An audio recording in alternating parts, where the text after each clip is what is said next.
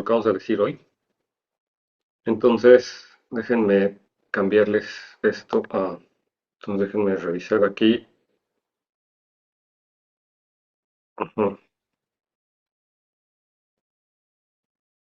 Esto ya lo habíamos visto. ¿Cuál es la propiedad universal? Se puede interpretar en términos, esto ya está bien aquí. Sería esto. En términos de categorías, morfismos, un objeto final o inicial. Por ejemplo, esto, ¿no? A ver, tenemos el funtor de olvido de la categoría de grupos abelianos a la categoría de conjuntos.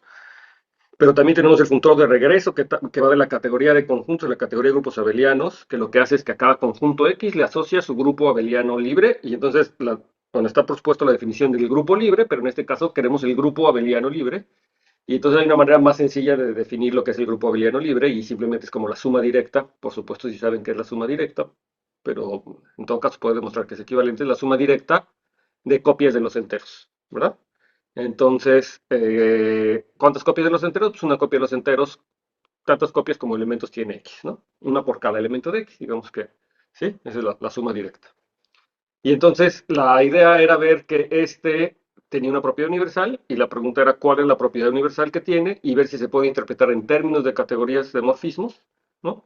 Esa propiedad universal se puede decir y por lo mismo también ver si es un objeto final o un objeto inicial en la categoría que ustedes están definiendo, así como lo habíamos hecho anteriormente. Fíjense que, sin embargo, aunque es más fácil escribir la suma directa de los enteros, como el grupo abeliano libre generado por X, a lo mejor no es la forma más conveniente, porque estamos desaprovechando la propiedad universal que tiene el grupo libre, o de hecho cualquier objeto libre que se construye, ¿no? Lo que sí habíamos visto en la clase pasada, lo recuerdo, es que habíamos definido lo que era el grupo libre, ¿no? Dado un conjunto, el grupo libre de ese conjunto lo hemos visto como todas las palabras que se pueden formar a partir de los objetos, ¿no? Todas las palabras que podría tomar mesas y definía yo sus inversos. Y entonces eran las palabras de los inversos también, o sea, palabras que involucraban a los inversos o esos símbolos que eran los inversos. Y entonces hacía el cociente o a definir una relación de equivalencia en ese conjunto, pues simplemente diciendo qué cosas se deberían cancelar. O sea, si aparecía X y X a la menos uno juntos, eso se cancelaba, ¿no? Y la identidad correspondía a la palabra vacía y, por ejemplo, definía la composición como la concatenación, ¿no? de las palabras. Entonces, ese me quedó el grupo libre, pero ese grupo libre no es conmutativo, pero sí tiene la propiedad universal, ¿verdad? Que habíamos visto que si yo me tomaba cualquier otro grupo y me tomaba una función de conjuntos entre el conjunto y ese grupo, entonces se tenía que factorizar a través del grupo libre a ese conjunto, ¿de acuerdo? Entonces, una propiedad, ¿sí se acuerdan? ¿No? No, se lo estoy diciendo aquí con las manos, lo habíamos visto la vez pasada. Entonces yo tengo esa propiedad, o sea, yo tengo el funtor que a cada conjunto le asocia su grupo libre y tengo el funtor de olvido de regreso y hemos visto algunas propiedades. Pero ahora es a la categoría de grupos abelianos, entonces en particular, pero notar que en particular la categoría de grupos abelianos está dentro de la categoría de grupos, ¿no? Entonces yo todavía tengo mi funtor de la categoría de conjuntos de la categoría de grupos y de ahí la quiero pasar a la categoría de grupos abelianos. Y debería cumplir una propiedad universal. Entonces, creo que es más fácil entender el grupo abeliano libre generado a partir del grupo abeliano, digo, a partir del grupo libre generado por X. ¿Sí? Si ustedes entienden, de hecho, en particular, dar la propiedad universal del grupo abeliano libre, pues se obtiene directamente la propiedad universal del grupo abeliano siempre y cuando se entienda cómo pasar del grupo, digo, se obtiene del grupo libre siempre y cuando se entienda cómo pasar del grupo al grupo abeliano. ¿Ok? Pero bueno, de todas maneras, dado esta situación, bueno, y como se los había dejado de tarea, me gustaría ver qué es lo que ustedes que lo que ustedes hicieron, ¿no? Ver qué es lo que están presentando. Entonces, a ver si vamos a dejarlo igual a voluntarios. Si hay alguien que quiera presentar lo que hizo, pues con mucho gusto. Tratando de que la gente que no ha participado, pues es ahora su momento, ¿no? Y recuerden que no importa si no está bien. De hecho, preferiría que la gente que tenga dudas sea la que lo trate de exponer, ¿no? O sea, el objetivo es que salgan las dudas y que veamos qué es lo que está pasando, ¿ok? Entonces, si alguien tiene dudas, es preferible que sea él el que lo exponga. Y si nadie tiene dudas, si todo el mundo tiene claro, pues entonces cualquiera. Ahí se alcanza a ver la pantalla. Ah, a lo mejor tengo que dejar de compartir, ¿cierto? Es que no quiero Sí, dejar sí, de está bien. compartir porque Yo sí veo la pantalla bien. la Igual pantalla yo. de él. Yo también. Sí. Ah, perfecto. Entonces déjenme, creo que soy yo el que no lo está viendo, que no lo estoy viendo. A ver, ¿está tu presentación? O sea, ¿está tu pantalla? Ah, ya, ya. Sí. Exacto, es que aquí, para los que a lo mejor no les salga, se abren como pestañas en el Zoom, bueno, en mi caso, y entonces una de esas pestañas es la pestaña de Fernand. Y, Ok. bueno, yo aquí como que no me concentré en tratar de ver que existía la propiedad universal. Bueno, empecé aquí diciendo que tenemos el funtor de olvido de la categoría de grupos abelianos a conjuntos y el funtor que a cada conjunto lo manda a su grupo abeliano libre.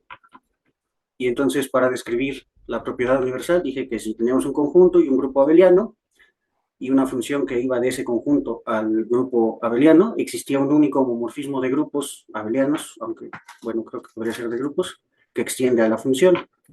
Y lo escribí con este diagrama, ¿no? X está ahí incluido en el grupo abeliano libre, y si hay una función de aquí a acá, debe existir una única que la extienda. Ajá, esa es la mención de la propiedad universal, ¿no? Y acá la quise escribir como también con el funtor de Con el olvido, ¿no? funtor del olvido. O sea, pasando el funtor del olvido. A ver, nada más, ahí regresa tantito a la página anterior. Y platícame rápido, ¿cómo es la función de inclusión, por ejemplo? ¿Cómo es? Ajá, ¿quién es? Pues es la función que manda el grupo libre y luego hace módulo relaciones, ¿no? La abelianización le llaman en álgebra. ¿Y cómo es ok. Esa es una forma de hacerlo, ¿no? Entonces dices, ahí estás pasando por el grupo libre y luego a la belianización, que es dividir por su conmutador, digamos, ¿no? O Ajá, sea, ya sí, que es sí, un sí, grupo, no, divides por su no me conmutador, sería, centré en... sería la clase. Perdón, tengo Entonces, una pregunta. sí. Pero eso no sería utilizar dos veces la propiedad universal porque tengo entendido que cuando tenemos el grupo libre generado, ese es un colímite para un conjunto y luego cuando tomamos un cociente, ese en realidad prácticamente es otro colímite. Entonces aquí estamos haciendo una composición de dos colímites, ¿no? Estaría utilizando dos propiedades universales, en efecto. Una, la del Ah, grupo libre, y otra, la del cociente, ¿no? O sea, exacto. ok. Entonces, sí para esta definición estarías utilizando esas dos propiedades universales. Pero ambas propiedades universales yo creo que se pueden mencionar más o menos Ok, fácil, ¿no? Pero por sí, ejemplo, es decir, en perdón. efecto, para esta propiedad universal la puedes construir a partir de esas dos propiedades universales. Sí. Sí, pero por ejemplo, ahora mi pregunta sería, eh, ¿bajo qué condiciones podemos conmutar estas propiedades universales? Es Obviamente este decir, ejemplo no, primero porque construir un grupo abeliano libre y luego el grupo general, o sea, un grupo libre, cualquiera. o sea, tal vez en este ejemplo no particularmente, pero creo que este ejemplo nos está diciendo que uno puede tener un objeto universal o un objeto universal, componerlos y obtener un objeto universal, ¿no? Pero también los límites son objetos universales. ¿Podemos combinar límites y colímites y luego conmutarlos? En general no siempre se puede hacer eso. No, no Ok, siempre. Hay casos en los que sí puedes conmutar, pero no siempre. No siempre. ok, De hecho, ok, es muy raro, de hecho, diría yo. Y son propiedades muy importantes cuando se pueden conmutar. O sea, se menciona muy explícitamente. Pero ok. sí. Y en este caso concretamente, tampoco creo que primero puedes construir, bueno, o sea, el grupo libre lo puedes construir posiblemente, el grupo abeliano libre posiblemente lo puedes construir independientemente de la construcción del grupo abeliano, digo, del grupo libre general. Eh, Ujú. por ejemplo, así como yo dije, como con las sumas directas, ahí nada más estarías utilizando la propia universal de las sumas directas, digamos. O sea, sería esa misma. Y a lo Sí, mejor sí, no está relacionado eso pero ya luego demuestras que son isomorfos. O sea, que de todas maneras cumple esa propiedad. sí, sí. Pero, sí, sí, no. La otra pregunta, esa no, en general, no, no. Que Ok. con límites con colímites. De hecho, es muy raro porque un límite, por ejemplo, es un objeto final en conos, ¿no? Y Ajá, un ajá. límite es un objeto inicial. La gente que no sepa eso pronto van a saber de eso, ¿no?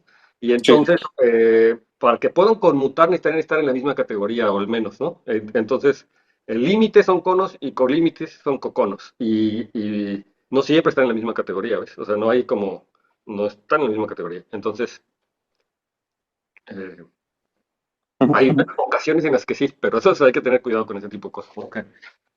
O hay Ok, ocasiones en las que puedo pasar de uno a otro de alguna manera, ¿no? Haciendo algún truquito, así como estas cosas que voltea flechas uno, o que tengo flechas dobles, o cosas por el estilo. Pero sí, en principio es. Y ahora, por otro lado, tomar en cuenta que estas propiedades que son iniciales y finales sí caracterizan a los objetos.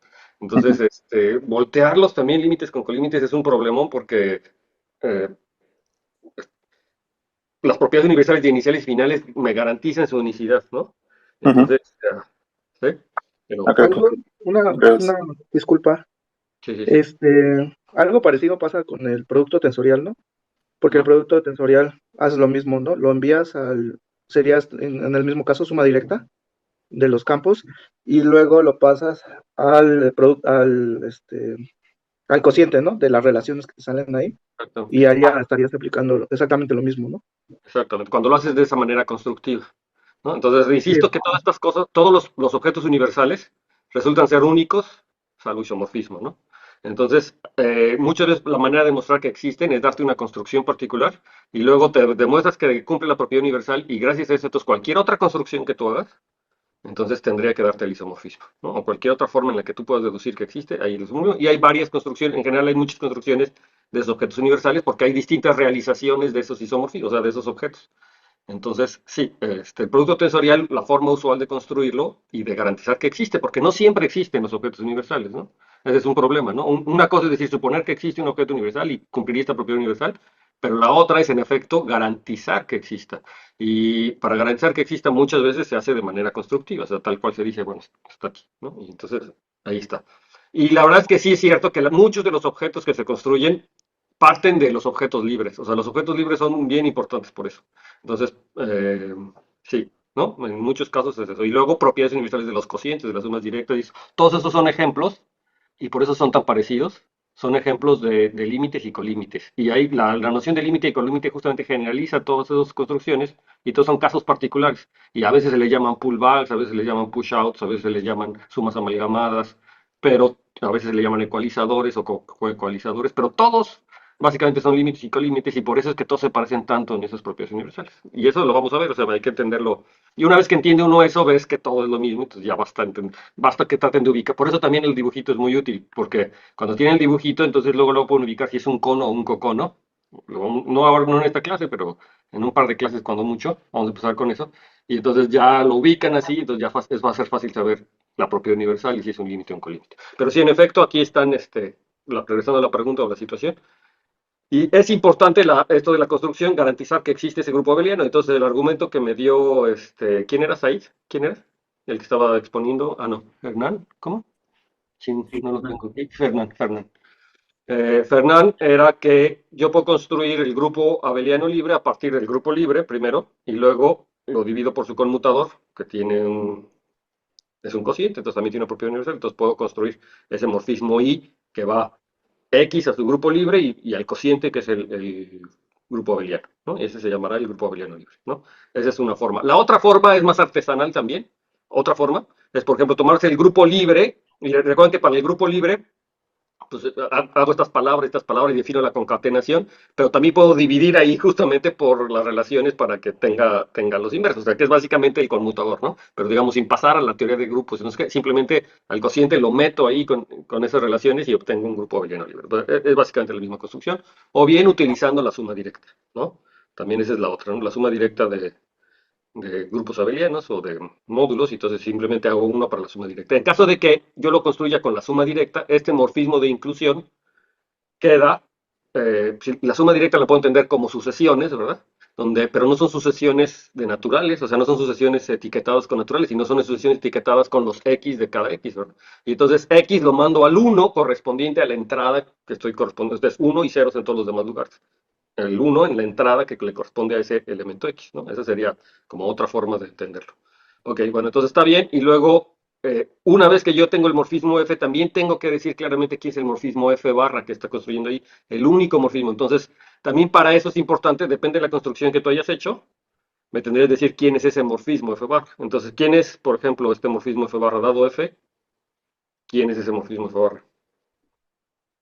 pues es la extensión de grupos, ¿no? Porque X va, de la función, porque X va a cada elemento del conjunto X, lo manda a su generador correspondiente, ¿no? En el libre, generado.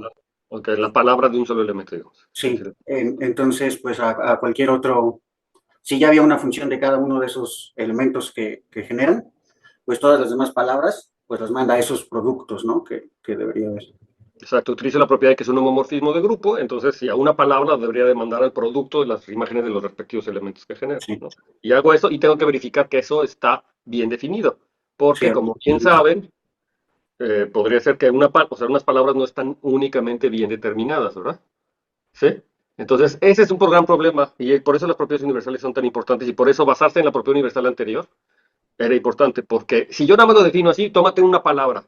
Y entonces define el F barra como aplícale F a cada elemento de la palabra y ya es la palabra que está allá. Entonces ahí hay un problema que sí se comporta así, pero hay un problema de que me tienes que garantizar que esté bien definido. Es decir, si yo tengo ese mismo elemento representado por dos palabras, que son equivalentes, entonces tendrían que ir al mismo, ¿no? Y entonces, si uno lo hace así, entonces entras en un problema porque tendrías que darme todas las posibilidades de palabras que representan la misma o equivalentes a la misma y ver que en efecto van en la misma imagen, ¿no? ¿Cómo le da uno vuelta a eso? Pues justamente primero le das vuelta vía la propiedad universal del grupo libre, ¿no? Eso es lo que normalmente uno hace. Dice, por el grupo libre sabes que existe una única que hace que me pase. Y luego justamente utilizas la propiedad universal del cociente. Y entonces tendrías que ver que los conmutadores van a la identidad, y eso es fácil de ver, que todos los conmutadores van a la identidad por ser abeliano, y entonces ahora sí, esa se extiende a una única a través del cociente, ¿no? Esas son las propiedades, las cosas que hay que hacer uno cuando trabaja con propiedades universales. Y entonces ya sabes que garantices que existe una única y que cumple exactamente la propiedad que estabas diciendo, es decir, que me tomo una palabra y le agarro a cada elemento las palabras. Si ustedes ya estudiaron el producto tensorial en módulos, por ejemplo, les insisten mucho en eso, ¿no? Y el problema está en que no basta decir en los generadores, o no basta decir en una clase particular quién es, porque no sabemos en todos los elementos de la clase si se comporta igual. A menos de que tengas una forma de garantizarlo, y las propiedades universales justamente garantizan esa forma, ¿no? La unicidad de esas cosas. Bueno, entonces está bien. Y entonces la otra parte que estabas diciendo es que en realidad ese diagrama que estamos poniendo allá arriba, como que en qué categoría vive, ¿no? Y entonces, si uno quiere ser bien estricto, entonces uno lo tiene que poner todo en la categoría de conjuntos, por ejemplo, ¿no? Y entonces para eso hay que utilizar el funtor de olvido. Entonces continúa si quieres. Sí, sí, con el funtor de olvido ya todo queda en la categoría de conjuntos. Entonces, pues ya ahí sí conmuta en una misma categoría ese triangulito. Exacto. Y ya, Entonces, después lo otro era ver que sí, efectivamente, que sí era un objeto inicial o objeto final en alguna categoría de morfismos, ¿no? ujú, Entonces aquí lo que yo intentaba era ver que, similar, ¿no? Como esa vez definimos xtop, aquí definir xa, cuyos ujú. objetos son estas funciones que van de x a algún grupo, ¿no? Dado un grupo abeliano, aunque debería ser en conjuntos, ¿no? Una función en conjuntos, pero pues este objeto A, este es un grupo abeliano.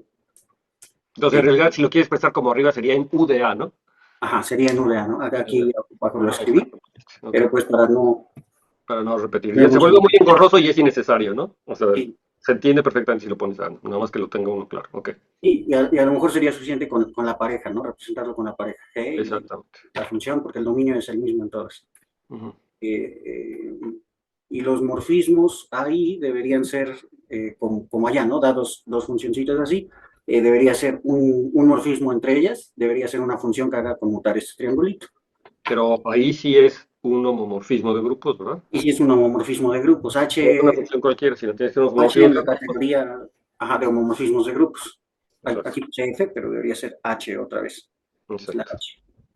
Y ver, aquí habría que ver las composiciones y la identidad. Pues aquí no anoté diagrama en la de abajo, creo que sí anoté que los diagramas pues están así, ¿no? Si yo compongo, debería ser la composición de las funciones, ¿no? Si tengo dos así, cada uno tiene su morfismo, pues debería ser la composición, ¿no? Viendo que uno se puede cambiar esta flechita por esta de acá, ¿no? Y ver que es toda esta composición.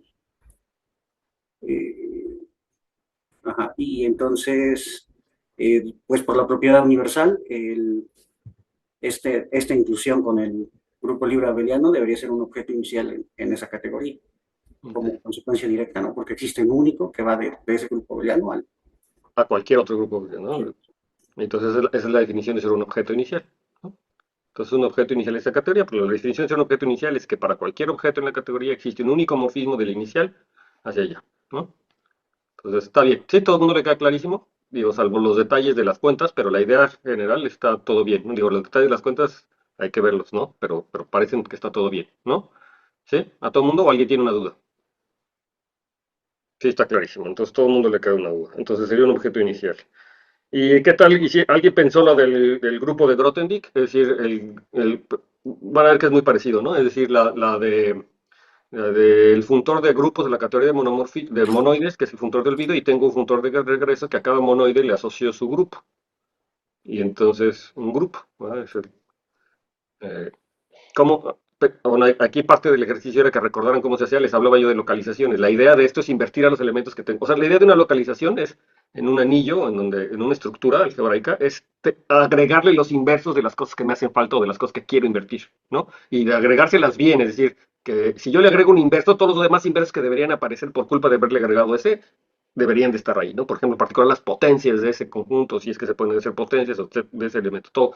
Eso es lo que es la localización, ¿no? Agregar, invertir los elementos de un conjunto y todos los posibles elementos que se puedan generar a partir de ellos para que todo tenga sentido, ¿no? Esa es la idea de localización. Entonces, recuerden que los naturales son un monoide, y entonces yo le quiero agregar los inversos aditivos. Y la construcción que ustedes estudiaron en la primaria era hacer una relación de equivalencia. Se fijaban en los pares ordenados y luego hacían una relación de equivalencia. Y ya, ese es un proceso de localización. Si se fijan, es lo mismo para cuando hacen los racionales a partir de los enteros. Nada más que ahora lo que quiero es agregar son los inversos multiplicativos, pero los inversos multiplicativos distintos del cero, no todos. Entonces el conjunto con el que voy a invertir van a ser los racionales distintos del cero, y vuelvo a hacer una relación de equivalencia muy parecida a la de los enteros. Es el mismo show. Básicamente, le agrego los inversos y tiene una propia universal. Bueno, eso se generaliza para cualquier monoide, porque de hecho pues se está haciendo en particular para monoides. Esas dos construcciones son para monoides. Entonces, Ahí, lo que era que lo pensaran y que lo escribieran así en esos términos, ¿no? ¿Sí? bueno, estuve revisando un poquito ese ejercicio Sí. y creo que no funciona para monoides en general. Tendríamos que Ah, pedir la construcción. Habría que pedirle que sea conmutativo el monoide. eso, necesito un monoide conmutativo. No se me olvida que yo siempre trabajo en la categoría de cosas conmutativas y en general estoy pensando uno así, sí, pero sí, necesito un monoide conmutativo con, ¿ok? Es Sí, que luego le llaman ellos semigrupos, no sé, es que hay un relajo de repente, ¿no? Pero bueno, los monoides son conmutativos con uno, ¿ok? Entonces ok. quiero construirle su, sí, su grupo. Entonces, ¿alguien lo hizo? Lo tiene pensado y van a ver que es también una cosa muy, muy parecida. Y fíjense que, a ver, aquí casi estoy seguro que todo el mundo lo puede hacer después de lo que hicieron ahorita, pero hay una relación muy importante porque el monoide después de todo también es un conjunto. ¿Sí ven? Y entonces debería haber una relación si me tomo ese monoide como conjunto y me fijo en su grupo libre, ¿no? O sea, la pregunta es, ¿cuál es la relación de ese monoide cuando me fijo en su grupo libre, que ya se los he construido por el ejemplo anterior, y con ese grupo que estamos construyendo ahí? No es el mismo, no tiene por qué ser el mismo. ¿Por qué no? Pues porque la operación de grupo libre no tiene por qué coincidir con la operación de monoide. Y justamente la idea de asociarle un grupo a un monoide es que coincida en el monoide, o sea, que coincidan en las operaciones, ¿no? Que las operaciones de monoide sean las mismas. Pero también eso nos dice cómo resolver el problema, ¿no? En cierto sentido, de alguna forma. También nos dice cómo resolver el problema, porque me tomo un monoide, me puedo ir a su grupo libre, y luego del grupo libre pues puedo fijarme en todas las relaciones, o sea, puedo hacer que el producto o lo divido por los productos para que coincidan con los productos del monoide, ¿no? Es decir, yo tengo la palabra, por ejemplo, asociado a, la palabra, vamos a llamar los elementos de M, G, H, lo que sea, ¿no? Entonces yo tengo, por ejemplo, la palabra XG, XG, XH, y esa me gustaría que se anulara con la operación de producto con X, H a la menos 1G, ¿no?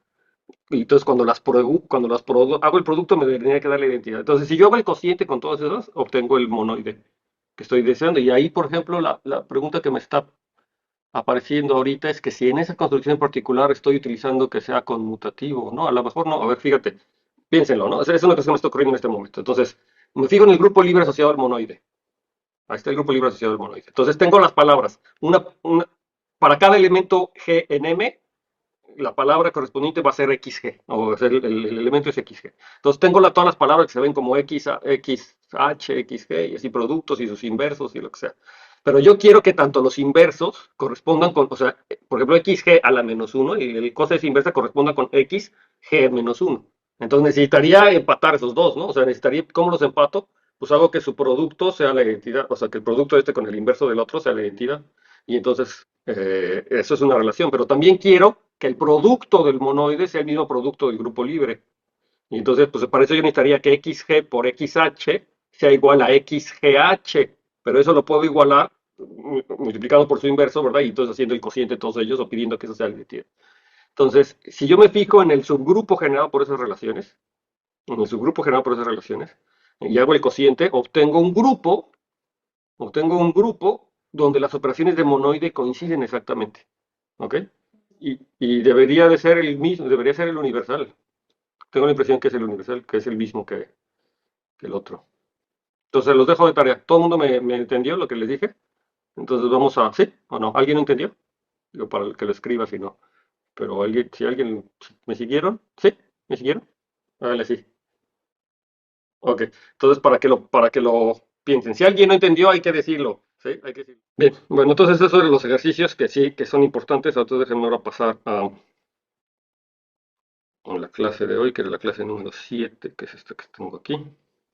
Entonces vamos a seguir con transformaciones naturales, que es una cosa que ya hemos visto, y en particular, la clase pasada terminamos con este teorema, decíamos que dos categorías son equivalentes y solamente existe un funtor fielmente pleno y esencialmente su proyectivo entre estas dos categorías, ¿no? Entre ellas. Y aquí además estoy asumiendo mis cosas que vivimos en un universo o esas cosas, ¿no? O sea, para que todo funcione bien. De hecho, en particular creo que se necesita la hipótesis del continuo, ¿no? O sea, se necesita ZFC y universos, ¿no? Entonces, no sé si universos, pero la hipótesis del continuo, sí. Creo que se Entonces, necesita el axioma de elección sí, para sí, ¿no? clases. En vez de hipótesis del continuo necesito el axioma de elección, es lo que se necesita para poder escoger. Ok, entonces sí, antes necesitamos entender bien esto. Si todo el mundo recuerda lo que era una equivalencia de categorías, ay, alguien me puso globito, de repente vi unos globitos. Ok, todo el mundo se acuerda de las definiciones, ¿verdad? De que es un funtor fiel, de que es un funtor pleno, de que esencialmente es proyectivo, y también se acuerda de lo que es una transformación natural, de cómo lo denotamos, y recuerdan qué es lo que quiere decir que sea una equivalencia de categorías, por ejemplo, y ¿sí? Entonces, ok, entonces todo eso bien. Entonces, el primer ejercicio, que es más que nada una nota, pero es importante tenerlo bien claro, es que si yo tengo un funtor que es fiel y pleno, entonces es esencialmente inyectivo. Entonces, esencialmente inyectivo quiere decir que sea básicamente como lo esencialmente es proyectivo, pero en inyectivo. Eso quiere decir que si yo tengo dos objetos cuyas imágenes son isomorfas, entonces los objetos de donde vienen son isomorfos. ¿De acuerdo? Entonces, es un ejercicio muy fácil. Un funtor fiel y pleno es esencialmente inyectivo. Si tengo dos objetos de tal manera que sus imágenes son isomorfas, bajo el funtor, entonces X y Y eran isomorfas. Y como quiero ver que si lo están entendiendo, entonces quiero que lo intenten ahorita. O sea, quiero que rápido lo intenten. A ver quién dice yo, ya lo tengo.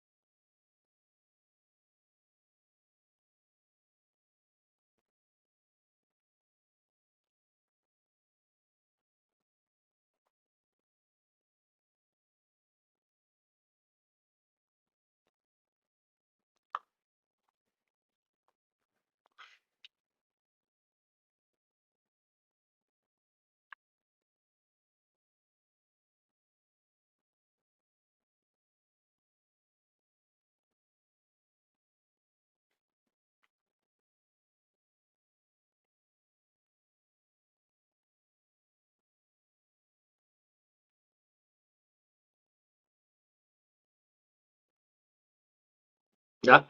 A ver, Axel, creo que ya terminaste. ¿Sí? ¿No? No, no Ok. estaba checando la definición de esencialmente inyectivo. No se vayan, no se vayan.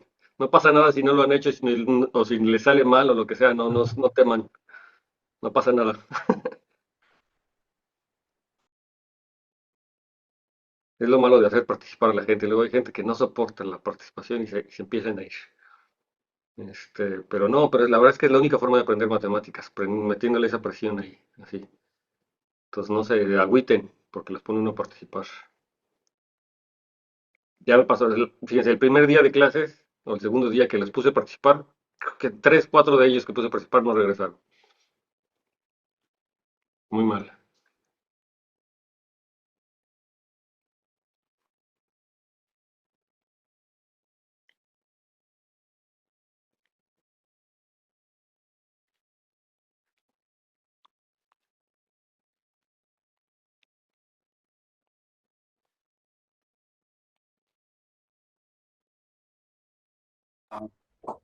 Bueno, ¿Ya? no lo he escrito, pero quería platicar mi idea, a ver si va por ahí. A ver, platícame. Porque que sea fielmente pleno quiere decir que la aplicación que va de los morfismos de una categoría a la otra es biyectiva, ¿no? Ok, entonces lo voy escribiendo para que no tengas que presentar, pero entonces yo lo que tengo es que esta aplicación que le voy a llamar F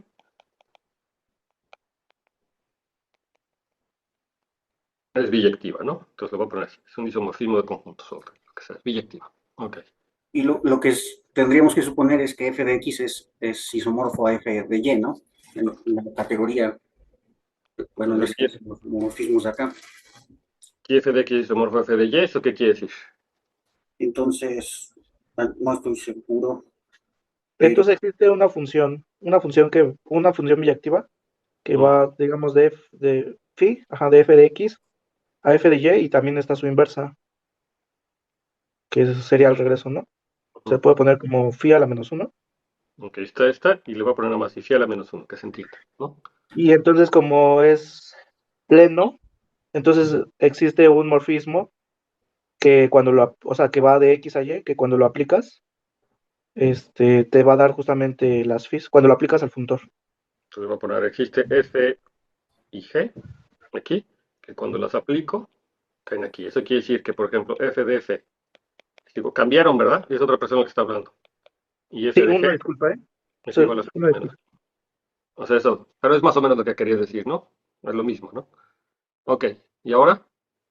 Y ahora porque, bueno, pues ya nada más hay que ver que justamente, pues, f de f y f de g son inversas una de la otra.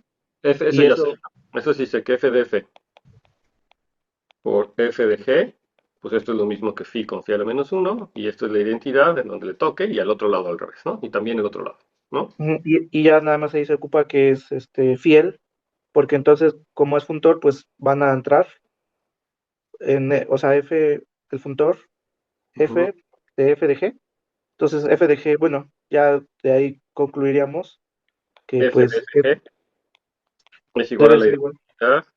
Pero la identidad pues viene o sea, eso viene de f de la identidad de los x en y, y ahí F, ya se cumple. este es de la identidad también, y entonces ahora sí, como es pleno, digo, como es Ajá. fiel, ¿Cómo es fiel? Pues f de g es igual a la identidad ujú, y pues se sigue. Y el otro lado pues es completamente análogo, entonces pues ya se ok, concluye que la identidad donde le toca. Hasta aquí todo el mundo les queda claro, ¿verdad? Y les quedó claro dónde se utilizó la hipótesis, y en principio no es inmediato, no es obvio que f por g sea la identidad. Nada más porque sus imágenes sean inversas uno del otro, no quiere decir que sea la identidad, ¿no? Entonces, pero sí lo es porque justamente es fiel. Y de hecho yo utilicé lo pleno en la existencia, ¿verdad? De los morfismos F y de los morfismos G. Ahí utilicé lo pleno, ¿verdad? Y lo fiel lo utilizo para demostrar que, bueno, F de FG tiene que ser F de la identidad, F de uno, o sea que es uno, y entonces no le queda otra más que F por G es la identidad. Y lo mismito si hago la composición por otro lado, ¿no? Es lo que había dicho. Entonces es un ejercicio fácil, pero es importante, ¿de acuerdo? Que lo tengan claro, ¿sí? Estaba fácil, ¿no? Sí. Digo, lo escribimos así, rápido. Ustedes, por supuesto, lo tienen que escribir con el detalle que requiere, pero es eso. ¿Alguna duda? ¿Comentario? Ok. Entonces estaba fácil. Entonces ahora vamos a tratar de demostrar. Me van a hacer falta unos lemas también para eso, pero vamos a ir avanzando. A ver, entonces lo que yo tengo es que vamos a hacer la ida. Entonces yo voy a suponer que tengo dos categorías que son equivalentes, ¿verdad? Entonces eso quiere decir que tengo funtores de ida y de regreso, cuya composición es ¿qué?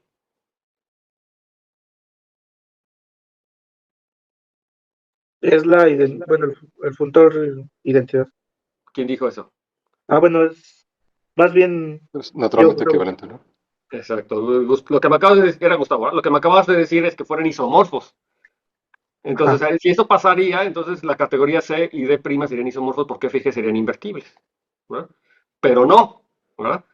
Justamente lo que quiere decir equivalencia es una condición un poco más débil, y lo que me quiere decir es que F y G como funtor es isomorfo a la identidad, pero como funtor no quiere decir que es la identidad, que es isomorfo. Eso quiere decir que existen transformaciones lineales de FG al funtor de identidad y una transformación lineal de regreso, tal que eso pasa. Es decir, tengo un isomorfismo en los dos morfismos, en las dos categorías, pero no, la composición F y G no son o sea, F y G no es un inverso uno del otro. Lo que son inversas son las transformaciones lineales entre ellos, ¿sí? Esa es una diferencia que les tiene que quedar clarísimo para que uno pueda avanzar en eso y no caiga uno en la trampa. Por eso, en cierto sentido, era una trampa, ¿no? Quería ver, quería provocar la trampa. Entonces, sí, ¿sí? ¿Les queda claro? Ok, Profesor, sí. yo tengo nada más una pequeña duda acerca de la notación. Cuando escribimos equivalente, lo ponemos como cuando hacemos homotopía, o sea, con ese nada más una sola barra. Ah, ok. En realidad, eso debería ser entre las categorías, y creo que aquí, si uno quiere ser bien consistente con eso, es que tampoco eso se ponen de acuerdo los autores. Hay autores que escriben isomorfismo con 2 rayitas, o sea, igual y le ponen la ondita, y les ponen isomorfismos ahí una rayita y la ondita. Entonces tampoco es, yo creo que realmente uno debería de confiar más en el contexto en el que está. O sea, si estás hablando de isomorfismo de categoría, pues bueno, dices isomorfismo y no es equivalencia de categorías. Pero creo que más o menos uno puede salvar eso diciendo, por ejemplo, 2 categorías son isomorfas y poniéndole el igual. Y equivalentes lo hace como si fuera uno en el caso de homotopía, ¿no? O sea, creo que es lo que les había dicho yo, ¿no? ¿No? Entonces estos son equivalentes y estos son isomorfos. Esa era la diferencia que yo les había dicho, pero tengan cuidado porque no todos los autores hacen eso. Ahora, en el caso de aquí, de este que le estoy escribiendo aquí de funtores, son isomorfos, ¿no? Pero como funtores. Son isomorfos, pero como funtores. Entonces aquí a lo mejor la notación correcta, como para ser consistentes, debería ser con la doble línea, pero son isomorfos como funtores. Nada más que hay que tener cuidado, no se confundan. Eso no quiere decir que son isomorfos las categorías, sino los funtores. Y eso quiere decir que existen transformaciones lineales de ahí, una para abajo, digo transformaciones lineales, digo lineales, pero no son transformaciones naturales entre los funtores, una inversa de la otra, ¿no? ¿Sí? Entonces, pero de todas maneras tengan cuidado. No hay, en general no hay, como les digo, en categorías casi nunca trabaja uno con categorías isomorfas, ¿no? Porque el concepto realmente importante es equivalente. Y de todas maneras ya vimos que isomorfo es equivalente, nada más que equivalente no necesariamente es isomorfo, ¿no? O sea, equivalente es una clase un poco más amplia, pero casi siempre uno trabaja con esa clase, ¿sí? Y es lo que importa. Y en particular todos los isomorfos son equivalentes. Ser isomorfo es algo muy fuerte entre las categorías, es algo muy, muy fuerte. Entonces, es tan fuerte que casi no clasifica, ¿no? Y entonces lo que queremos es clasificar, entonces casi no clasifica. Bueno, pues una vez dicho eso, regresamos a ver si nos empalmó, si se empalmó. Entonces voy a tener que borrar, no sé qué había escrito aquí, qué había escrito. Pues no sé, creo que había escrito los equivalentes a la identidad, a ver si. Esto lo tengo que borrar, lo voy a borrar para que parezca lo que había escrito aquí. También lo último que había escrito. Ajá, no, básicamente lo que había escrito aquí es que la composición, ajá, quiere decir que la composición es la identidad, ¿no?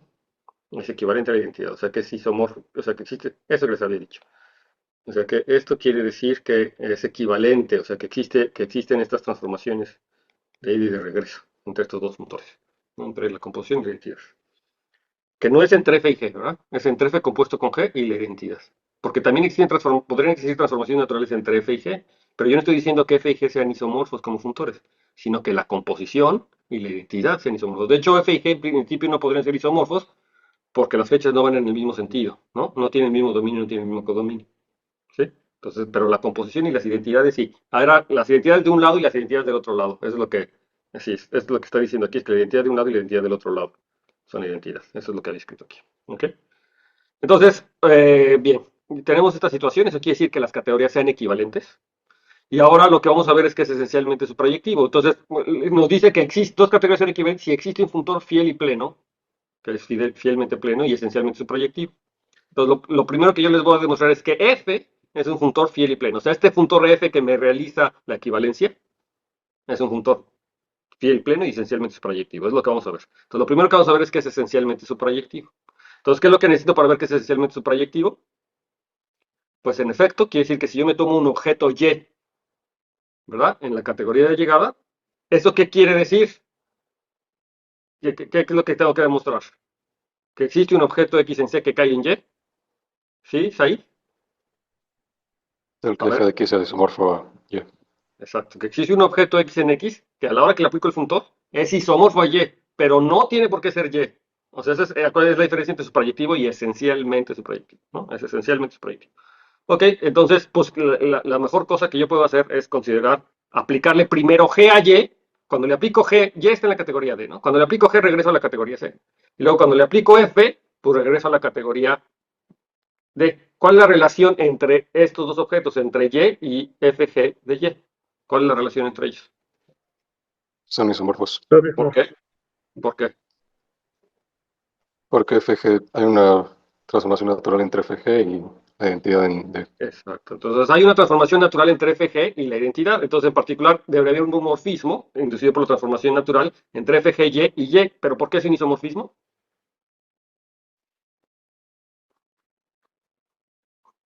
Bueno, ¿o es un isomorfismo?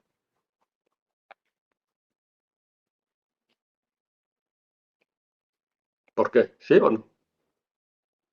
O sea, lo que estamos diciendo es que, por ejemplo, si yo le llamo teta a la transformación natural que me da o sea, yo tengo una transformación natural que va de fg a la identidad y otra transformación natural que va al revés, ¿verdad? De la composición a otro lado a la identidad en D.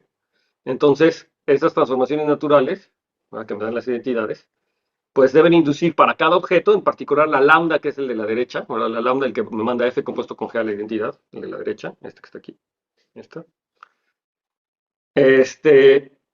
Para cada objeto Y me induce morfismos, ¿verdad? Para cada objeto Y me induce morfismos. Entonces tengo un morfismo lambda Y que va de fg de Y a Y, ¿sí?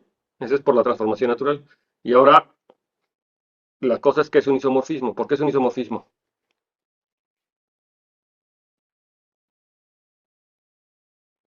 O sea, ese es el funtor fgd y la identidad en Y, ¿no? O sea, esa la transformación natural que me está, que en particular es compatible con los cuadrados que conmutan, no sé qué, pero en cada Y me da ese morfismo. Pero es un isomorfismo porque tengo el del otro lado, ¿verdad? Sí, o sea, ahí está el de regreso, ¿no? La transformación natural de regreso.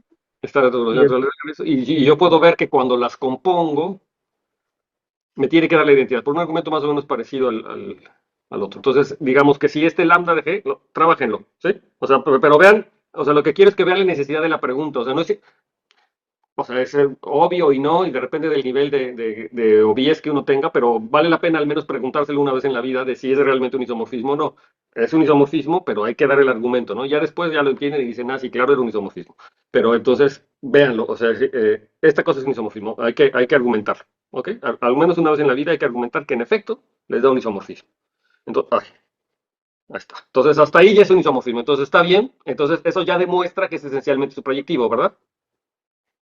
¿Sí? Porque ¿quién es el objeto en la categoría C? Que cuando le aplico el funtor F me da un objeto isomorfo a Y, pues es ni más ni menos G de Y, ¿verdad? Ese es el objeto que estoy tomando, ¿sí? Entonces eso demuestra que es esencialmente su proyectivo, entonces perfecto. Entonces ahora lo que vamos a ver es que es fiel y pleno. ¿Ok? Entonces podría ver primero que es fiel y luego que es pleno. Y esto, pues nuevamente, se hace muy fácil. Entonces lo que queremos es ver que este morfismo, como hace rato lo habíamos hecho, es biyectivo, ¿verdad? Lo que queremos ver que es biyectivo. Entonces, para demostrarlo, nos vamos a aprovechar pues que yo tengo que las composiciones son isomorfos a la identidad, ¿verdad? Entonces, realmente, primero me fijo en esta serie de composiciones. Es decir, después de que tengo el morfismo inducido por F, tengo el morfismo inducido por G y los compongo, y luego tengo otra vez el morfismo inducido por F y lo compongo, ¿no? Y de hecho, podría seguirme así, pero con esto me basta, ¿de acuerdo? Ahí está. Entonces, ahora pongo primero atención en este morfismo que va de aquí hasta allá, que es la composición del inducido por F por el inducido por G, es decir, es el morfismo inducido por GF de X. Y lo que yo aseguro es que este es inyectivo, ¿por qué?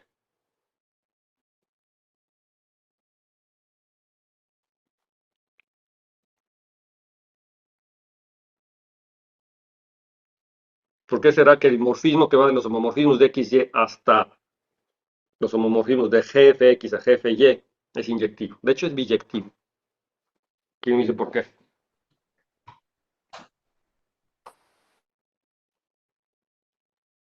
Por el isomorfismo, ¿no? Que estamos viendo antes de que estamos suponiendo que es una equivalencia. Entonces, sí, porque GF es equivalente a la identidad, ¿verdad? ¿Y eso qué? Alguien diría, bueno, sí, GF es identidad de qué, ¿verdad? Pero, ¿qué? Bueno, la razón es que la identidad es fiel y pleno, ¿de acuerdo? La identidad es fiel y la identidad es pleno. Y cualquier funtor que sea isomorfo a uno fiel o a uno pleno, vuelve a ser fiel y vuelve a ser pleno. Entonces es un ejercicio, creo que lo puse aquí. Se los pongo como lema. Entonces, si yo tengo dos funtores que son isomorfos, es decir, que existe una transformación y son naturalmente isomorfos y quieren hacer la diferencia, entonces F fiel si solamente sigue G es fiel, F pleno si solamente sí, G pleno. De hecho, F es esencialmente su proyectivo si solamente sí, G es esencialmente su proyectivo. A ver, entonces aquí puse este cuadro en verde. por si se les ocurre la demostración de al menos una de estas. O sea, si les ocurre una, se les ocurren las demás. Entonces, a ver, ¿por qué si yo tengo dos funtores que son isomorfos y F es fiel, entonces G es fiel? O sea, es decir, todas estas propiedades se conservan, estas propiedades de funtores se conservan bajo isomorfismo de funtores, que es exactamente lo que yo esperaría que tiene que suceder, ¿verdad? Pero como parece trivial, pero de repente sí requiere que lo piensen tantito, porque por ejemplo ahorita, como lo vieron, no me lo dijeron inmediatamente. O sea, a lo mejor ya que lo ven escrito dicen, ah, es obvio, pero al principio dicen, ¿por qué es inyectivo el que está ahí? Eso se lograría si GF fuera fiel y pleno, o fiel. Pero ¿por qué GF es fiel? Nada más tengo que es isomorfo a la identidad. Ah, bueno, la identidad es fiel. Entonces, por este lema, el de arriba sería inyectivo, ¿de acuerdo? La identidad es fiel. Ok, entonces, esta es la situación. Este F y G son funtores en general, ¿no? Funtores generales no son los que estoy trabajando, eso es un lema aparte. Entonces, si tengo dos funtores isomorfos y uno es fiel, el otro es fiel. ¿Por qué? Nuevamente solo por el isomorfismo, ¿no? Y que, a ver, elaboro, sí, por el isomorfismo, pero Solo de que a seguir las composiciones siguiendo el diagrama. Bueno, tal vez me estoy equivocando. sí. Sí es eso, ¿no? O sea, en realidad la intuición es correcta, ¿no? Eh, es- Casi estoy seguro que todo el mundo es, pero hay que escribirlo. O sea, es Mm. decir, o sea, en categorías como en muchas cosas, al menos tiene que ser una vez en la vida, ¿no? Y ya si las hacen una vez en la vida se convencen y dicen, ah, bueno, sí, pero hay que hacerlas, porque si no las hacen, eh, luego se quedan esas lagunas y luego las va arrastrando uno por ahí y hasta que te encuentres con una demostración y no le entiendes. Y la razón por la que uno no le entiende es porque no hiciste esos pequeños detalles que son muy fáciles.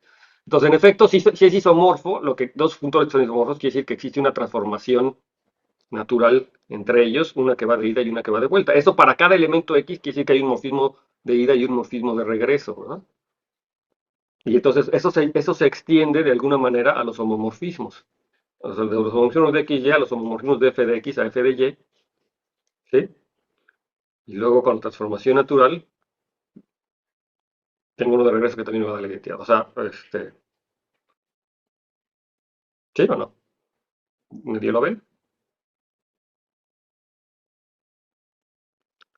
Ok, entonces, bueno, utilizando eso, que se los voy a dejar entonces de tarea en verde, o al menos que alguien me lo quiera dictar, pero se los dejo de tarea, entonces que es algo muy fácil de ver, que si tengo dos funtores isomorfos, entonces se preservan esas propiedades de ser fiel, pleno y esencialmente su proyectivo.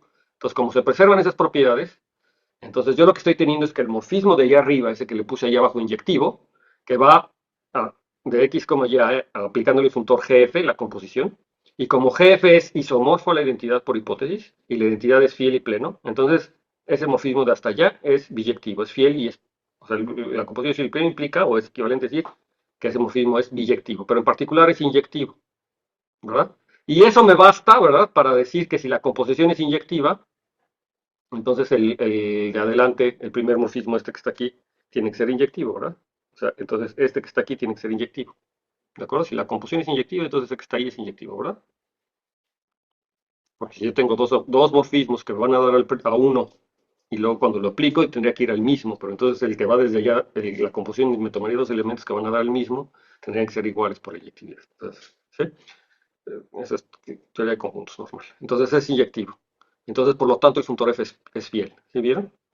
¿Sí? Entonces el funtor F es fiel. Y en la suprayectividad, bueno, entonces este funtor es inyectivo y por lo tanto F es fiel, ¿no? Ahora, si yo me tomo la suprayectividad, de hecho, lo que yo les puedo decir es que, de hecho, todos los morfismos ahí involucrados, de hecho, son biyectivos, porque cada que yo aplico dos veces el funtor, me va a quedar que es fiel y pleno, porque los funtores GF, de hecho, son fieles y plenos. Entonces, cada que yo aplique dos veces, en particular este funtor de aquí es fiel y pleno, pero también el que va de f de x, f de y, hasta el final, hasta FGF, ese es fiel y pleno, también, o sea, es biyectivo, ¿de acuerdo? Ese es biyectivo, pero el último funtor es igualito, o sea, esta última entrada, está aquí, déjenme lo pongo con este color, es isomorfo a este, es biyectivo, hay una biyección, ¿verdad? Justamente porque GF es fiel y pleno, hay una biyección. Y entonces, como que se va a completar, como que se completa el círculo hasta acá. ¿Sí? Se completa el círculo. Y entonces, si todo ese círculo es biyectivo, es decir, si de aquí para acá, si de aquí para acá, logro que sea biyectivo, o sea, suprayectivo en particular, y hasta acá es suprayectivo, porque es biyectivo, entonces este tiene que ser suprayectivo. O sea, se los dejo también en verde para el diagrama, para que lo chequen. pero o cualquier otro argumento, digo, este es un argumento, la verdad es que hay muchas formas de hacerlo, pero nuevamente yo insisto que hay que hacer un esfuerzo por los diagramitas, entender lo que está pasando, pero si el que va hasta acá es su proyectivo, el biyectivo, entonces ese que está ahí también tiene que ser su proyectivo, ¿ok? Entonces, pues sí, entonces eso implica automáticamente que mi funtor f es fiel y pleno, ¿sí? ¿Sí? ¿Puedo dar la demostración del lema de una vez? ¿Perdón? ¿Puedo dar la demostración del lema de una vez? Que si tú la puedes Con dar, los detalles. tú. Nos tomamos dos flechas entre X y Y, F y Ah, G. a ver, ¿quieres que ¿Tienes flechas? me la vas dictando? Sí, por favor, no tengo cómo escribir. A ver, aquí, entonces me tomo dos flechas entre X y Y. Entonces me voy a tomar X y Y, me tomo dos flechas, les pongo nombre FG. Ajá. Ok, Y suponemos que G mayúscula de F y G de G son iguales, ¿no? porque G mayúscula, Queremos llegar. Ujú. G mayúscula de F es igual a G mayúscula de G. Queremos llegar a que F es igual a G, suponiendo que F es bien. Entonces, tenemos una transformación natural Pero a entre ver, F y G. Llamémosle. nada más, ¿qué es lo que estás tratando de mostrar? ¿El lema? Sí, El que lema. F es fiel. Digo, que G es fiel a partir de que F es fiel. O sea, que si F es fiel, entonces F es fiel, pues más usted quiere demostrar que si G es fiel, entonces F es fiel. Al revés. Que si F es fiel, entonces G es fiel. Ujú. Ok. Entonces tenemos una transformación natural, llamémosle eta de F en G. Le voy a llamar teta de FG. Ok. Y vamos a tener un cuadrado que conmuta, ¿no? Mm. Es de F de X. Entonces aquí voy a tomar XY y aquí tengo F de X, Ajá. G, G de X, F de Y, G de Y. Ajá. Y entonces Entonces, de aquí F de tengo X en F de Y tenemos F de F ujú, y aquí y tengo F otra de vez. G. Ok. Y aquí tengo las teta X.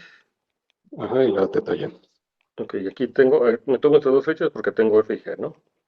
Ok. Ujú.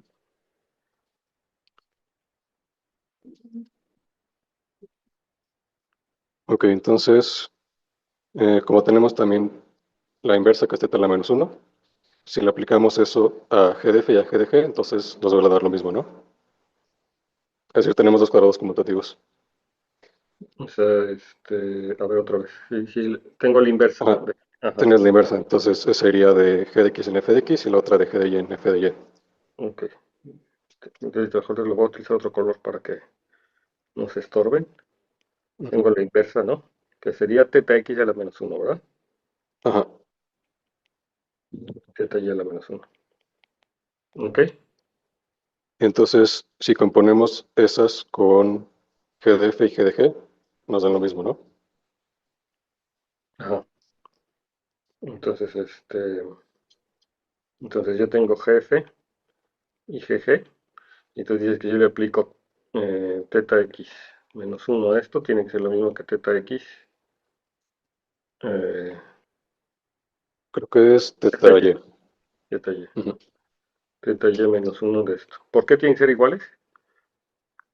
Ah, porque aquí Porque originalmente eran iguales, ¿no? estas son iguales, ¿no? Ok. Sí, G de F es igual a G de G. Ajá. Entonces tenemos esa igualdad y ahora queremos ver que esas provienen de F de F y de F de G, ¿no? Ujú. Ujú. Ujú. Y eso solo usando que el cuadrado conmuta, ¿cierto? Es decir, F de F va de F de X en F de Y. Y por el otro camino sería...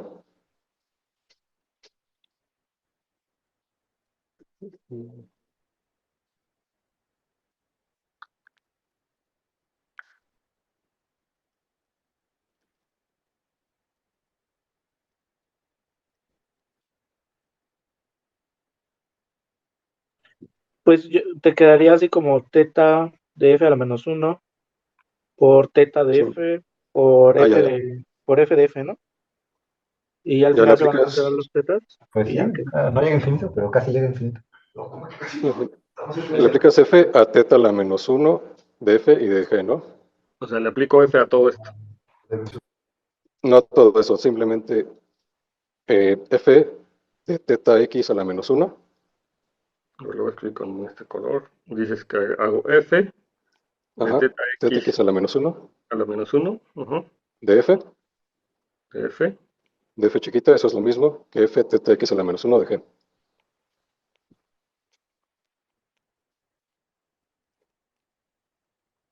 F teta X. Déjame ver. Teta X a la menos 1. Sería partir de Gx e irte a la izquierda y abajo. Eso es lo Ahí hay mismo un problema porque, a ver, teta X a la menos 1. Antes, a ver si estoy aplicando F primero.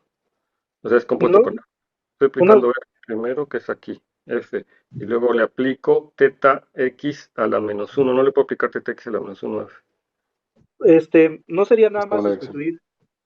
¿Sí me escuchan? Sí. Sí. No sería nada más sustituir G de F, porque como el triángulo conmuta, entonces eso sería igual a teta de Y, me parece, A ver, ustedes son compuesto los que me están con... dictando y yo estoy escribiendo lo que ustedes me dicen, ¿no? Así que Ah, díganme lo que es o sea, yo estoy, para que ustedes lo escriban, yo lo estoy escribiendo. Entonces, ustedes me dicen y ya luego preguntamos qué es, si sí es cierto o no. O sea, por ejemplo, ahorita sí, lo que me dictaron no se podía componer, ¿no? No se podía hacer.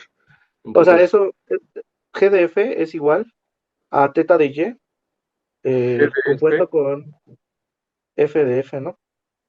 pero ya no sé en qué, aquí, o sea, aquí Ajá, qué escribe eso. O sí, sea, GDF G de F es es igual a, igual a teta de Y, compuesto con F de F. en este sentido, Ajá, ¿así? sí, Es- y eso se sustituiría en G de F, cancelarían las tetas, y nada más te quedaría F de F de un lado, y del otro se hace lo mismo, ya nada más quedaría que F de F es igual a F de G. o sea, GDF esta que está aquí tendría que ser FDF compuesto con teta. Eso es por la conmutatividad, ¿no? Ok. Ajá, sí. Entonces sí. Y luego lo mismo para el otro, ¿no? Y luego lo mismo para el otro, y te queda que F de F es igual a F de G, y ya como eh, es pleno, estamos Es suponiendo que es fiel. fiel, perdón, entonces ya quedaría que F es igual a G, y ya se sigue el resultado. Ajá, y estos son iguales, ¿no? Lo que le está diciendo es, pero estos que están aquí son iguales. Sí, son iguales exactamente. Y entonces, ok, bueno, nada más para ver que tu argumento esté bien. Entonces llegas que estos son iguales, y de aquí, ¿qué concluyes? Ah, como teta es Aplicamos biyectivo, teta ya en la menos 1, ¿no? Sí, como o sea, teta se es biyectivo, cancela. entonces de aquí concluyes que f de f es igual a f de g, ¿de acuerdo? Ajá, sí, exactamente, sí. Ajá, de aquí concluyes que f de f es igual a f de g, y ahora sí, como f es fiel, f es igual a f. ¿Sí? Ujú, sí. Ok, creo que está bien. Ok, así sí está bien. O sea, me tomo g de f, me tomo g de y, veo que me da eso, veo que son iguales, por la conectividad del diagrama y porque g de f es igual a g de y, ¿verdad? Porque g de f es igual a g de y. Porque estos son iguales, entonces estos que están aquí tienen que ser iguales, pero teta es biyectivo en particular, o sea, teta de y es biyectivo, entonces eso implica que f de f es igual a f de g, y entonces f es fiel, entonces f es igual a g. ¿Ok? Eso sí. Y creo que a la derecha de GDF falta ponerle teta X para que sea el cuadrado, pero es el mismo argumento. La derecha de GDF, aquí, ajá, en la igualdad faltaría el teta X, ¿no? aquí me falta teta x, exactamente. Bueno, Del otro lado. espérame. GDF es igual a teta de y GDF, que es este morfismo. GDF es este, ¿no? O este que está aquí. Me dice, este cuate es lo mismo que irte primero con F. No, no le hace falta. ¿No? GDF, que es este que está aquí, Sí, es lo que es está lo a la derecha, mismo ¿no? que irse por aquí y luego irse por aquí. Ah, no, pero sí me falta este, claro, Pero para es el irme. cuadrado, ¿no? Hay que completarlo. Ah, por Ajá. el cuadrado. Digo, es el Exacto, mismo argumento. exacto. Aquí me falta el teta de x, ¿no? Ujú. Pero de todas maneras son iguales porque los g son iguales, ¿no? Entonces cuando compongo con el mismo me quedan iguales y entonces aquí lo importante es que esto que está de este lado ya me queda que son iguales y entonces como teta es biyectivo, entonces f de g es igual a f y entonces f es igual a g. Creo que está bien. Ok, creo que está bien. Bueno, bien, así son, o sea, en general no son así, no son muy difíciles, o sea, como ven, esa es la aplicar las definiciones con cierto cuidadito, ¿no? Ir viendo los cuadrados conmutativos y todo. Aquí se quedó así medio sucio y usted lo escribe también en orden adecuado. Bien, entonces antes de terminar, bueno, lo que tenemos que ver es que el regreso, ¿verdad? Ahora supongamos que tengo un funtor que es fiel y pleno y esencialmente su y tenemos que demostrar que entonces tengo una equivalencia de categorías. Esto es lo más complicado y es aquí donde tengo que utilizar el axioma de elección en realidad, porque pues hay que construir el funtor, tengo que construir el funtor de regreso. Entonces, para construir el funtor de regreso, aquí yo solamente asumo que f es fiel, pleno y esencialmente su proyectivo, tengo que construir un funtor de regreso y luego ver que la composición de eso es naturalmente isomorfo a la identidad. ¿De acuerdo? Entonces no está tan trivial. Entonces lo primero es construir el funtor de regreso. Entonces, por ser esencialmente su proyectivo, entonces cuando yo me tomo un objeto en la categoría D, yo sé que va a existir un objeto que le voy a llamar X subíndice Y en la categoría C, de tal manera que Y y F de X de Y son isomorfos. Eso es por ser esencialmente su proyectivo. Y entonces en particular eso quiere decir que existe un isomorfismo, que déjenme llamarlo alfa subíndice Y, entre Y F de XY. ¿Sí? ¿Están de acuerdo? Eso es por ser esencialmente su proyectivo. Entonces existe el objeto XY en C y un isomorfismo de Y a F de XY, que le llamamos alfa Y. ¿De acuerdo? Existe ese morfismo. Eso es por ser esencialmente su proyectivo. Ahora, muy bien. Entonces, por ser esencialmente su proyectivo, ¿y ahora qué es lo que vamos a hacer? Pues yo lo que quiero en principio es definir el funtor G. Entonces, pues ahí está mi primer candidato, ¿verdad? Primero tengo que decir cómo se comportan objetos. Entonces, ¿a quién mando a Y? Mi funtor G, ¿a quién tendría que mandar a Y? ¿A quién creen que lo va a mandar? Pues a ese X, ¿no? Al X que habíamos dicho que le correspondía. Entonces, lo vamos a mandar a ese XY. ¿Ok? Entonces, ahí está, de regreso. Entonces, ahora, lo que queremos decir es cómo se comporta esto en morfismos.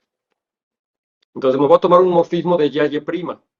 Y entonces me gustaría inducir morfismos entre G de Y y G de Y', o sea, entre XY y XY'. Pero entonces, lo que yo tengo es esto, ¿verdad? Yo tengo los homomorfismos de XY, XY', y yo tengo por las propiedades del funtor, ¿no?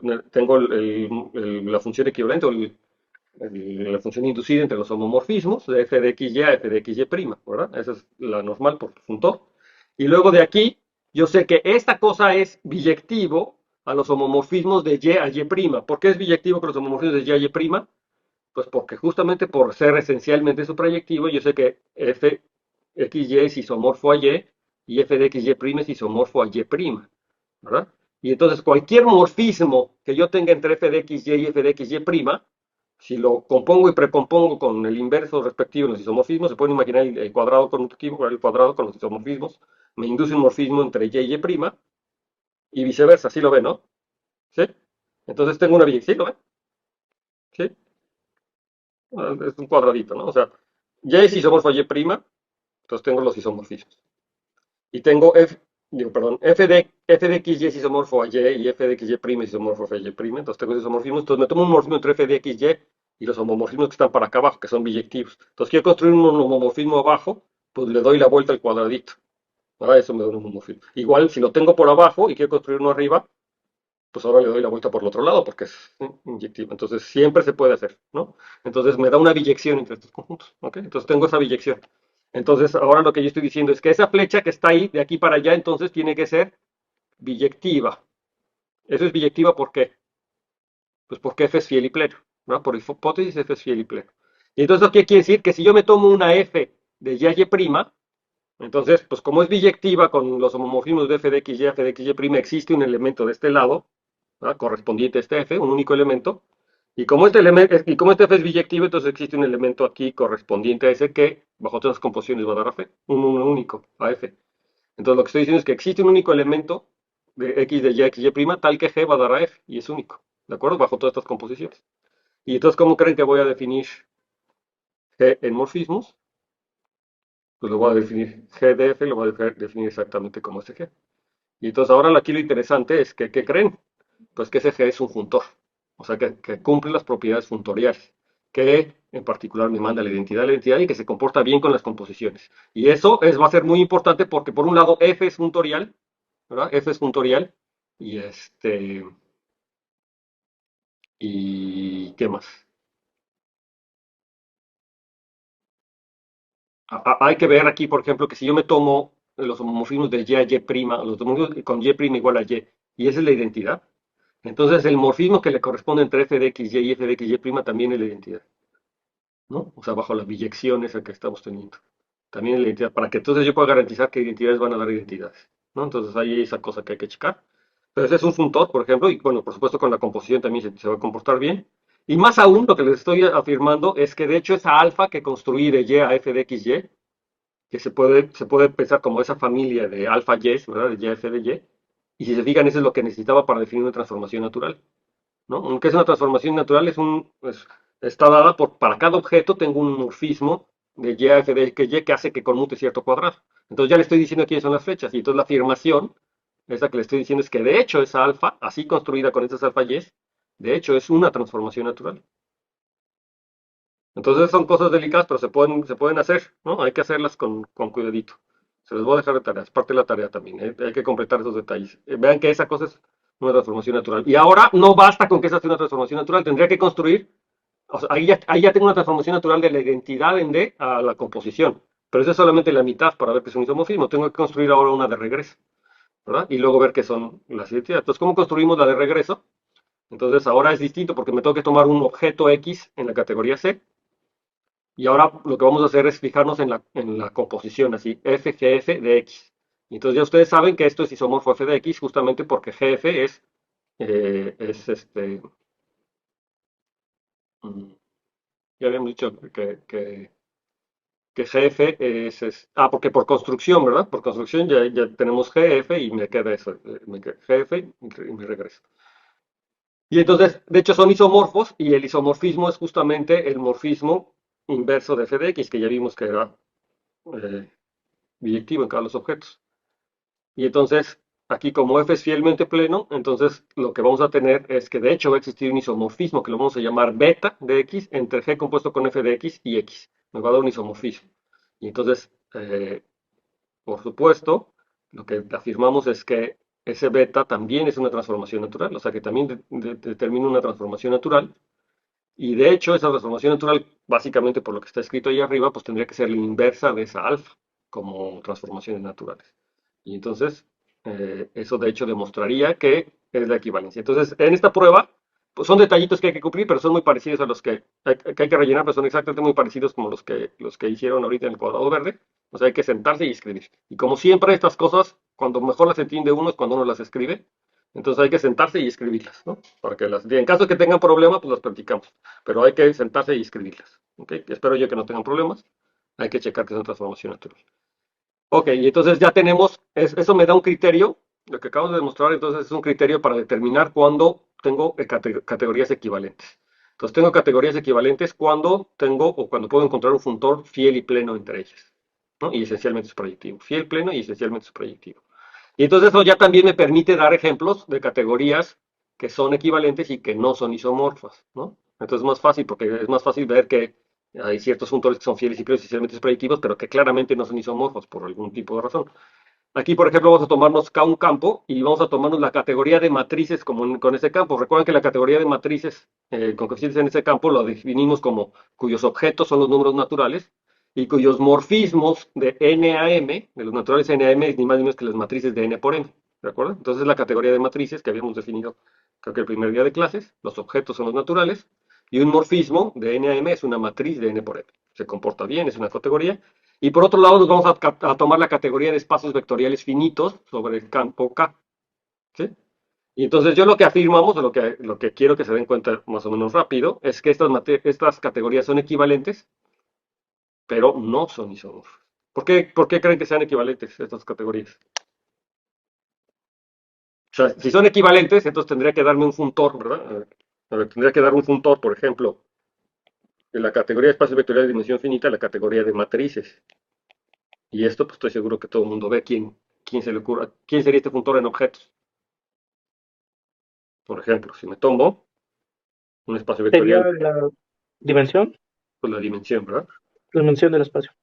Ajá, es un espacio vectorial de dimensión finita, entonces tiene dimensión finita, entonces me da aquí. Y esa sí es funtorial, es decir, si yo tomo una transformación lineal de T a W, sí me da un morfismo, es decir, entre este n y vamos a llamarle este n, que sea dimensión n, y la dimensión de W, que sea m, O Pues sea, sí, si me elige tendría que dar una matriz, ¿verdad? elige tu representación matricial. En una base, pues ya no importa la base fija. Entonces, exactamente, aquí hay un problema porque tendría que escoger una base, ¿verdad? Entonces, aquí tendría que, sí, lo puedo hacer de muchas formas, de hecho. Y eso tendría que ser la matriz de T en una determinada base. O sea, en un par de bases, ¿verdad? En una base, eso lo ponían algo así como alfa, beta, donde alfa es una base de B y beta es una base de W. Entonces, eso tendría, pero entonces ahí yo estoy haciendo una elección de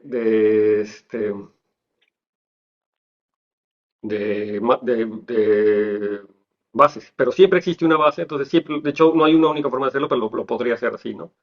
Me tomo una base para cada espacio vectorial y me tomo entonces la matriz que lo manda de aquí para acá, y una vez que yo hago eso, y lo hago de manera uniforme para cada espacio vectorial escojo una base, y entonces hago esta transformación, entonces yo puedo ver que esto conmuta, ¿no? Entonces existe esta cosa que está aquí. Y, y el punto de regreso, o sea, aquí me voy a tomar a cada n y entonces tendría que mandarle un espacio vectorial dimensión n. ¿A quién? Pues Cada acá cada line. Pues escala n, ¿no? Y entonces se ve claramente que son isomorfos, pero no regreso al mismo, ¿de acuerdo? Son isomorfos, pero no regreso al mismo. Y entonces hay un Pero, isomorfismo. pero lo bueno es que sí es esencial, ¿no? Porque cada n siempre es isomorfo a, bueno, cualquier espacio, ¿no? Que de dimensión n Ajá, es isomorfo a kn. exacto. La pregunta es esa, ¿no? A ver, si estos funtores, para que yo pueda garantizar, o sea, quiero ver que son equivalencia de categorías, ¿no? Entonces, para ver que es equivalencia de categorías, ya sea que vea que la composición es la identidad o no sé qué, o veo que el primer funtor que yo definí, o alguno de ellos dos, es fiel y pleno y esencialmente proyectivo. ¿De acuerdo? O sea, cualquiera de estos dos funtores que yo acabo de construir, o algún otro, a lo mejor, tendría que ser fiel, bastaría con que yo vea que es fiel, pleno y esencialmente subproyectivo. ¿De acuerdo? Pero más o menos, pero otra cosa que les debería quedar claro es que no son isomorfos, ¿verdad? No son isomorfos. ¿Sí? No son isomorfos. Entonces, pues si quieren que les pregunto, ¿es fiel? Fielmente pleno y esencialmente supra. Entonces, ¿cuál de estos funtores es fiel y esencialmente subproyectivo? Pues, como viste ahorita, esencialmente subproyectivo, pues sí, porque siempre va a haber, ¿no? Un espacio vectorial de dimensión n. ¿No? Para cualquier n hay un espacio vectorial de dimensión n que es isomorfo a cada n. ¿De acuerdo? De hecho, cualquiera de ellos es isomorfo a cada n. O viceversa, como quieran verlo del otro lado también. Entonces, ¿sí? Entonces, vean, chequen, convénzanse, mejor dicho, que es un vector fiel y pleno. Digo que es un funtor fiel y pleno y esencialmente subproyectivo, pero que no me da un isomorfismo de categorías. ¿Ok? Y de hecho, esta equivalencia de categorías es tan fuerte que casi siempre uno hace eso, ¿verdad? Cuando uno está trabajando con espacio vectorial. Entonces, ese espacio vectorial, una vez que me fijo una base, pues entonces trabajo mejor con Kala n. Y entonces uno está trabajando. Y las matrices que uno se fija de las transformaciones lineales son las matrices que ya agarré una vez fijándome M y N, ¿no? Y estoy trabajando con las matrices. Y entonces eso es lo que hace uno en su curso de álgebra lineal de licenciatura, básicamente. Y si ustedes, había aquí por ahí un ingeniero, ¿no? Creo. Ya no me acuerdo quién era. Pero, por ejemplo, cuando la gente que estudia álgebra lineal como usuario y que no son matemáticos, pues realmente trabajan con Kala n. Para ellos los vectores son elementos de Kala n y casi no se preocupan por más que Kala n, ¿no? Casi nunca. Entonces, pues entre otras cosas, es justificado porque es una equivalencia de categorías, ¿no? Entre otras, bueno, más o menos justificado. No son isomorfas, pero son equivalentes. Entonces, básicamente todo lo que digas en una lo puedes decir en otra. Y como ya es su experiencia en álgebra lineal, así pasa, ¿no? Cuando estoy trabajando en espacios vectoriales de dimensión finita, lo que yo puedo decir de Kn y las transformaciones lineales, pues lo voy a poder decir para cualquier espacio vectorial. Salvo la elección de una base. Que es por eso que no son isomorfas. En fin. Bueno, creo que aquí terminamos. Bueno, me falta un...